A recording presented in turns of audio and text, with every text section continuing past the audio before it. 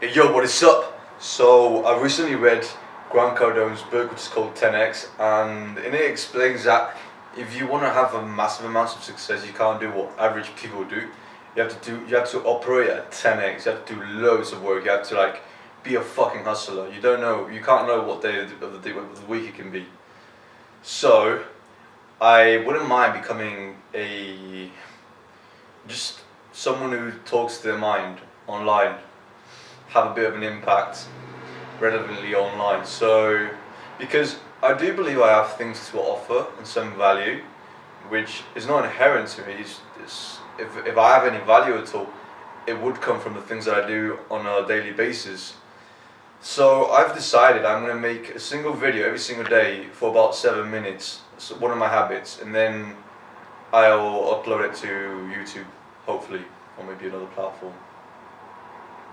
And the purpose of me doing this is obviously for me first, so I can express myself in a more coherent, descriptive manner, and I can express my thoughts on a daily basis. Because I already do this, but it's mainly I write it down. But I love to talk, I really do. I think talking, and even maybe in the past I didn't like to talk, although it sounds a bit weird.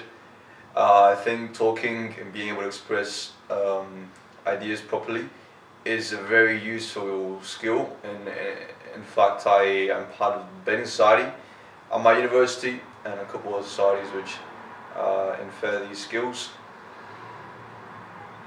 And I want to keep working on this by, say, having videos, and I actually didn't know, well, the focus was on the video, but it doesn't matter.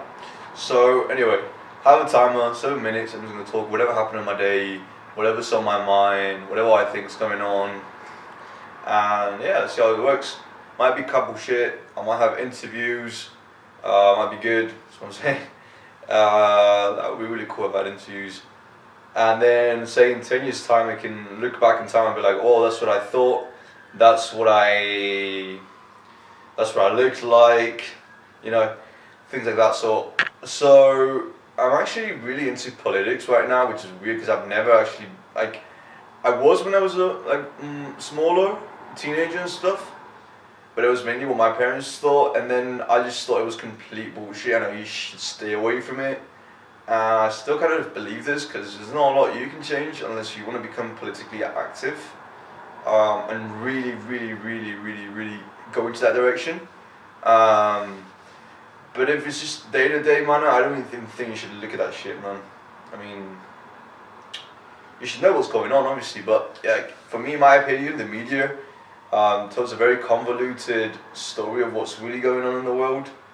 So, in order to get your valid information, you have to actually, in my opinion, spend a lot of time and energy focusing on finding the appropriate media that actually does share the truth.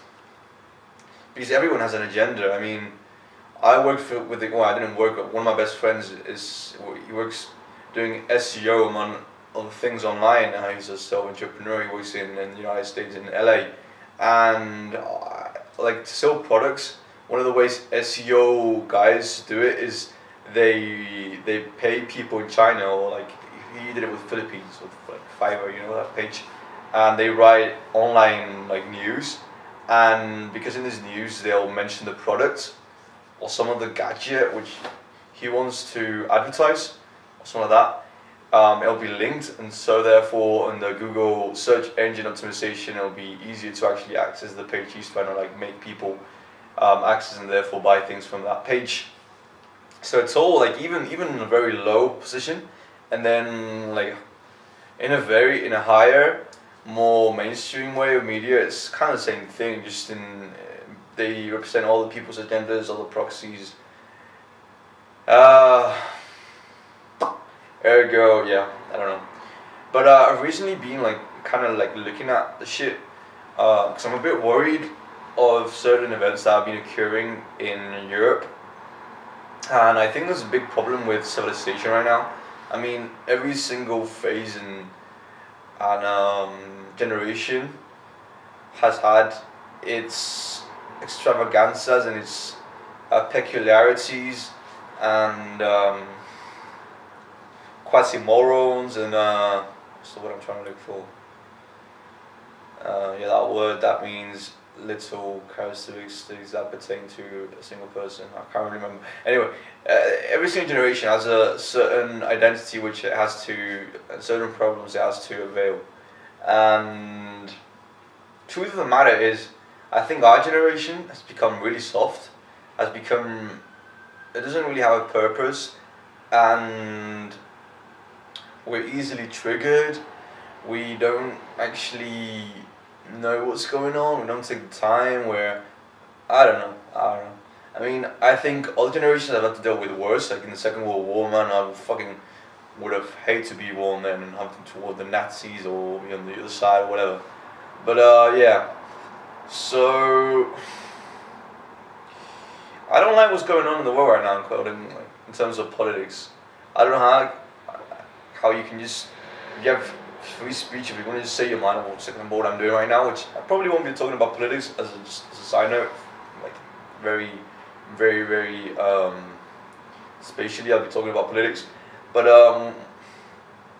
like actually just saying your mind in this day and age, it can be deemed hate speech because psychologists, very high level universities have researched that words can actually trigger microaggressions, which in your brain can be seen and altered and foreseen as actual psychological stress, which is the same thing as body stress. Well, man, if you're not able to be, I'll finish it off real quick.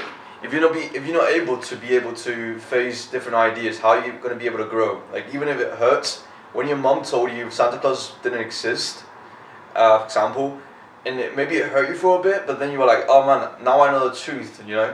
Now I know how things actually work, and that can work in your favor because now you don't, like, psychologically depend on other people, and then you're going to work, and then you're actually going to make more money. So in the long term, this is just a very dumb example, you're going to make more money, right?